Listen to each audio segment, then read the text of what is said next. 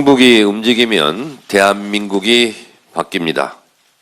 이곳 충북 청주에서 제5차 중앙선거대책위원회 회의를 합니다. 오늘 아침 청주 SK하이닉스 출근길에 출근하는 우리 노동자들에게 아침 출근 인사를 했습니다.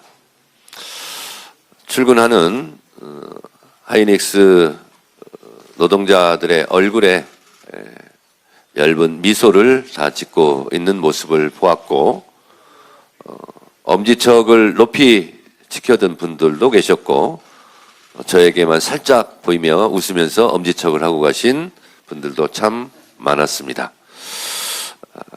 그걸 보면서 한 도시가 잘 살고 커지고 풍요로워지는데 대기업 유치 하나가 얼마나 중요한가, 그 중요성을 새삼 느꼈습니다. 더불어민주당은 국가정상화, 일 잘하는 지방정부를 구호로 상임선거대책위원회를 구성했는데, 제가 몇 달 전부터 딱 점을 찍어놓은 한 분이 있었습니다. 이시종 전 충북도지사입니다. 선거에 8번에 나와서 8번 모두 승리한 8전 8승 선거의 달인이라고 할 수 있는데, 이거는 기술로 되는 달인이라기보다는 그만큼 민심을 얻고 민심이 가라는 대로 갔기 때문에 8번의 선거에서 다 승리할 수 있지 않았을까, 그런 생각이 듭니다. 그런 면에서 이시종 전 충북지사가 지평을 넓히고 모범을 보인 것처럼 충북에서 이번 지방선거에 도전하시는 신용한 도지사 후보, 이장섭 청주시장 후보도 이시종 전 지사의 모범을 따라 좋은 성과가 있지 않을까 기대가 큽니다. 우리가 일상을 살면서 그리고 또 국가를 운영하면서 위기 상황은 항상 발생합니다. 이 위기 관리를 어떻게 하느냐에 따라서 국가의 명운도 그리고 한 사람의 개인의 운명도 많이 좌우될 것입니다. 최근 자랑스러운 대한민국 이재명 대통령의 위기 관리 능력으로 인해서 대한민국의 국운과 실익이 매우 좋은 영향력을 행사하고 있는 사례를 말씀드리겠습니다. 엊그제 대통령께서 이스라엘에 체포된 우리 국민에 대해서 강력한 발언을 하셨습니다. 예전에 볼 수 없었던 외교의 최후의 보루라는 대통령께서 우리 국민을 체포한 이스라엘에 대해서 분노와 규탄을 해 주었습니다. 덕분에 이스라엘에 체포된 우리 국민 2분이 즉시 석방되는 일이 있었습니다. 국가란 무엇입니까? 국민의 생명과 재산을 보호해야 될 책무를 가지고 있습니다. 그런 면에서 대한민국 외교사에서 이렇게 대통령이 자국 국민을 보호하는 데 앞장섰고, 그리고 즉시 석방되는 외교의 쾌거를 이루었다 생각합니다. 또 하나, 삼성 노사가 원만하게 타결된 것, 이것 또한 이재명 대통령의 리스크 관리 역량이 충분하게 발휘된 쾌거라고 생각합니다. 어쩌면 100조 원 이상의 피해, 손실액이 발생할 수도 있는 절체절명의 위기 속에서 노동부 장관이 직접 팔을 걷어붙이고 삼성 노사 조정을 했다는 것은 전례가 없는, 전례를 찾아보기 어려운 그런 일이었고, 또 파업시간 1시간여를 앞두고 극적으로 타결함으로써 곧바로 그 이튿날 대한민국 증시가 긍정적으로 반응했습니다. 그래서 7,800까지 갔습니다. 만약에 이 삼성에서 파업을 하고 그리고 반도체 생산에 차질을 빚었다면 반도체뿐만 아니라 대한민국 국가 경제에 매우 안 좋은 영향을 행사할 수도 있는 절체절명의 위기를 잘 극복해 주셨습니다. 저도 타결 직전에 노동부 장관에게 전화를 해서 어떻게 해서든 이것만은 막아야 된다. 이렇게 저도 말씀을 드리고 응원을 했는데 일이 잘 되었습니다. 최근에 벌어진 이 두 가지 사례를 보면 그래도 우리가 대통령 하나는 정말 잘 뽑았다. 이렇게 국민들께서 생각하시지 않을까 그런 생각이 들었습니다. 이곳 충북은 제가 최고위원회도 몇 차례 했습니다. 그러면서 우리 후보들께, 우리 민주당 출마 예정자들께 충북의 충북이 되어야 한다라고 몇 차례 강조를 했고, 또 작년 예산 전국 때 충북에 있는 우리 국회의원들께서 당대표실로 여러 차례 찾아오셔서 청주국제공항 민간 활주로 이거 꼭 해야 됩니다. 이거 안 하면 다음 선거 못 치릅니다. 그렇게 말씀을 하셨고, 또 옥천에 농어촌 기본소득 지역을 배정을 해야 됩니다. 충북 국회의원들이 정말 노력을 많이 해주셨고, 그리고 저도, 그리고 당시 한병도 예산결산 특별위원장도, 한정혜 정책의장도, 조승래 사무총장도 이 충북의 문제를 그냥 충북만의 문제가 아니라 우리 당의 문제로 끌어안고 그 문제를 해결하려고 많이 노력을 한 결과 그것이 우리 충북 국회의원님들, 충북 도민의 바람대로 잘 이루어졌습니다. 그리고 또 하나 최고의 수건 사업이었던 강호축을 국가철도망을 더불어민주당이 전 당의 힘으로 추진하겠다고 공약했습니다. 이것은 이시종 전 충북도지사가 그토록 열망했던 국가 주요 사업입니다. 마침 상임선대위원장이 되셔서 이 부분만큼은 더불어민주당이, 정부 여당이, 이재명 정부가 꼭 해야 된다. 그래서 경부축으로 되어 있었던 것을 강릉과 그리고 충북 그리고 호남까지, 목포까지 이어지는 X자형 국가철도망을 구축하는 것이 국토 균형 발전에 매우 중요한 사항이다라고 말씀하셔서 즉각 더불어민주당이 그 부분을 추진하기로 공약해서 발표를 했습니다.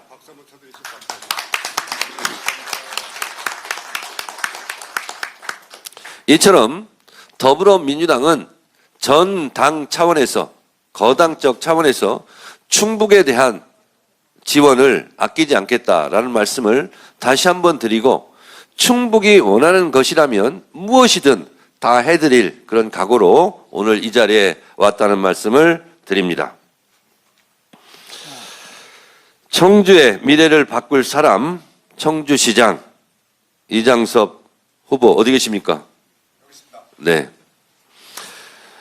청주시는 충북 인구의 절반입니다.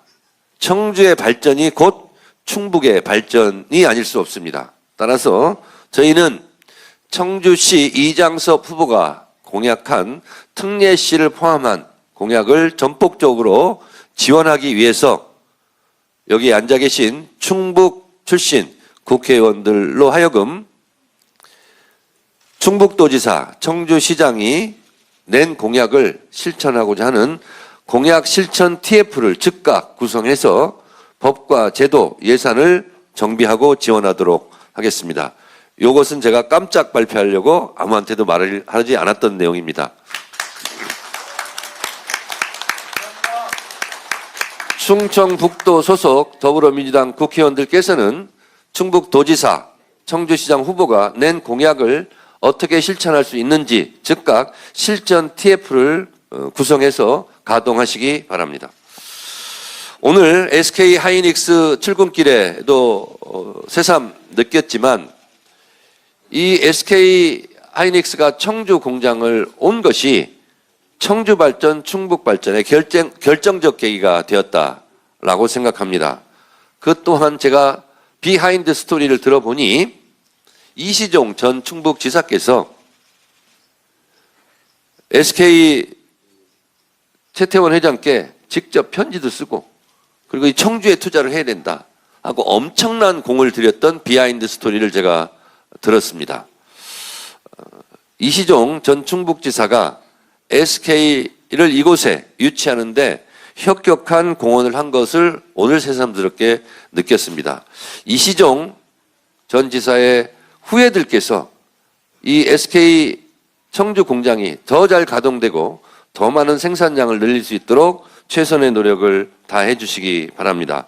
그 과정에서 우리 충북 지역에 있는 더불어민주당 국회의원들께서도 이시종 지사와 함께 합심 노력해서 이렇게 좋은 청주 SK 하이닉스 공장이 이곳에 올 수 있었다는 것에 대해서 당대표로서 감사 말씀드립니다. 이장섭 후보가 새로운 비전으로 청주 시민 앞에 내놓는 공약들입니다. 글로벌 대기업 5대 위치, 1조 유니콘 스타트업 배출 지원, AI 안전특별시 조성, 오송, 옥산, 오창, 북서벨트 미래 신도시 개발을 공약하고 있습니다. 이 또한 당에서 전폭적으로 지원을 아끼지 않겠다라는 말씀을 드립니다. 청주 이장섭 시장과 함께 두 손 꼭 잡고 충북 발전을 이루어야 할 우리 신용한 충북도지사 후보도 기대가 큽니다. 신용한 후보는 청주 출신 진짜 충북 사람입니다. 충북을 위해서 충복이 될 준비가 되셨습니까? 네, 됐습니다. 강호축 철도망 완성과 청주 국제공항과 오송 바이오 클러스터를 활용한 국가 전략기관 유치로 충북의 성장 동력을 극대화하겠다고 약속했습니다.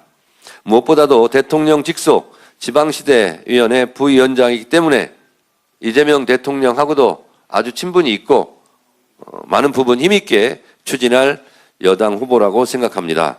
많은 기대와 희망을 갖고 우리 충북 도민들의 전폭적인 응원과 지원을 부탁드립니다. 어제 대전 은흥정리에서 대전 지역 출정식 유세가 있었습니다. 유세를 하다 오른쪽을 보니까 스타벅스가 있었습니다. 그래서 제가 얘기했습니다. 스타벅스 나빠! 이렇게 얘기를 했습니다. 대통령께서도 스타벅스 5.18 폄훼 이 부분에 대해서 강력하게 말씀을 하고 계십니다.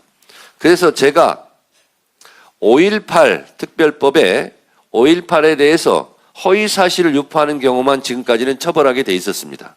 거기에 추가하여 강화된 법을 제가 발의했습니다. 당대표가 직접 발의했습니다. 5.18 민주화 운동, 광주 희생 영령에 대해서 허위 사실 유포로 인한 명예훼손, 그리고 5.18 민주화 운동에 대한 조롱, 모욕까지 처벌하겠다는 그 조항을 추가로 해서 개정안을 발의했고 6월 3일 지방선거 이후 즉시 국회 본회의를 통과시키도록 하겠습니다. 다시는 역사를 부정하고 인류 보편의 가치인 인간의 존엄성에 대해서 모욕하고 조롱하는 일은 절대로 있어서는 안 되겠습니다. 다시 한번 촉구합니다. 스타벅스 정영진 회장은 다시 한번 국민들 앞에 무릎 꿇고 섰고 대죄하시기 바랍니다. 광주를 중심으로 스타벅스에 대한 불매 운동이 요원의 불길처럼 번질 것입니다. 그러기 전에 다시 한번 고개 숙여 국민들께 사과하시기 바랍니다. 더불어서 어제 대통령께서 국가폭력에 대한 소멸 시효는 없애고 끝까지 추적해서 처벌하자는 취지의 강력한 말씀이 있었습니다. 지금 독일에서는 나치에 대해서 미화하거나 옹호하거나 하면 소멸시효를 없애서 끝까지 추적해서 처벌하고 있습니다. 대통령이 말씀하신 만큼 이것도 충분하게 검토해서 당정청이 조율해서 이 부분도 조만간 처리하겠다는 말씀을 드리도록 하겠습니다.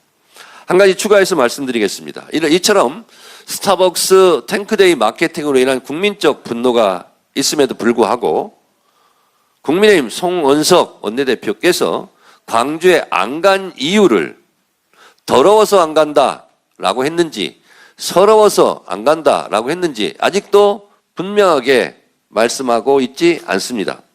오마이뉴스에서 음성 파일을 공개했습니다. 저는 아무리 들어봐도 더러워서 안 간다. 이렇게 저는 들리는데 전 국민 청력 테스트 하고 있습니까? 이 부분에 대해서 유야무야 넘어가려고 하십니까? 제가 이 부분에 대해서 페이스북에 포스팅했더니 저까지 법적 조치하겠다고 운운했습니다. 그러면 저를 법적 조치하시든가 아니면 사과를 하시든가 둘 중에 하나는 해야 되는 거 아니겠습니까? 제가 받아본 기자들이 티타임 때 받아 쓴 밭글에 보니까 거기도 분명히 더러워서 안 간다. 흐흐흐 이렇게 돼 있습니다. 그럼 기자들이 잘못 받아 적었습니까? 그러면 잘못 받아 적고 잘못 보도한 그러면 허위 기사라는 건데 그 기자부터 빨리 법적인 조치를 하십시오. 안 그러면 사과를 하시든가. 제가 교섭단체 대표 연설을 본회의장에서 할 때 노상훈 수첩 얘기하면서 계엄이 불법 비상계엄이 성공했더라면 저는 이 세상 사람이 아니었다라고 말할 때 본회의장에서 송원석 원내대표 뭐라고 말했습니까? 반인간적 폐륜 발언을 그때 했다라고 다 보도되지 않았습니까? 그것도 정확하게 사과를 하지 않았습니다. 국민의힘 비상계엄에 대해서도 아직 사과하지 않고 있습니다. 그러면서 윤 어게인을 외치는 내란 공천을 하고 있습니다. 국민들의 준엄한 심판이 있을 것이라 생각합니다. 더 늦기 전에 사과하시기 바랍니다. 감사합니다.